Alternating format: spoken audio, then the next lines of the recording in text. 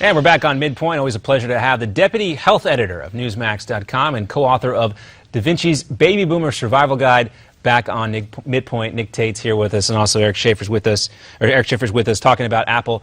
Eric, we talked a little bit about the Apple Watch, maybe a little bit underwhelming in terms of the long-term impact this might have on the company, but Apple Health is another topic altogether. Do you think this is really a good growth opportunity for that company? Well, look, it's an opportunity, but the challenge that they have, and it's a real one, is the whole issue of cybersecurity. And I know a lot about this subject, and the fact that iCloud was hacked, and you had pictures of Jennifer Lawrence's private parts all over the internet, and other stars, and in fact we helped some of the stars clean some of that up, is a problem. And now you're talking about medical records where you may be sharing stuff that you don't want anyone to know. I mean, these are things that could be extremely private about yourself or your children. And are you really going to trust Apple, who unfortunately was not able to keep the other information safe with this? So I think that's going to be a big struggle for them. Ultimately, I think you'll see some integration because it will make sense. Yeah. But I think that's going to be a hard sell for them, especially right now. All right, Nick, I know you've looked into that specific area of the security involved here. Sure. And there's an exemption for Apple specifically with these health apps. That's right. And normally health records medical records are protected by HIPAA law, federal law. You tell a doctor something, that doctor can't share that information. Very stringent. Very closely controlled, as we know in the media, right, and independently.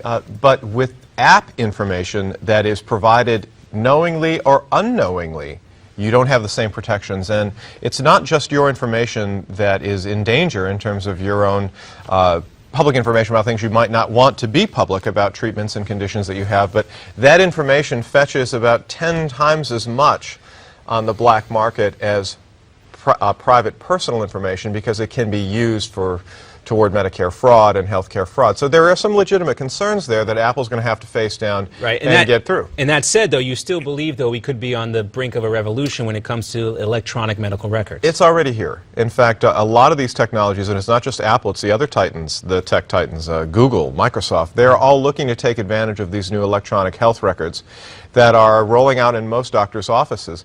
There's a number of organizations, medical institutions, Stanford, Cornell, Dana-Farber, they are already devising apps that work with this new research kit health component of the health app on iPod.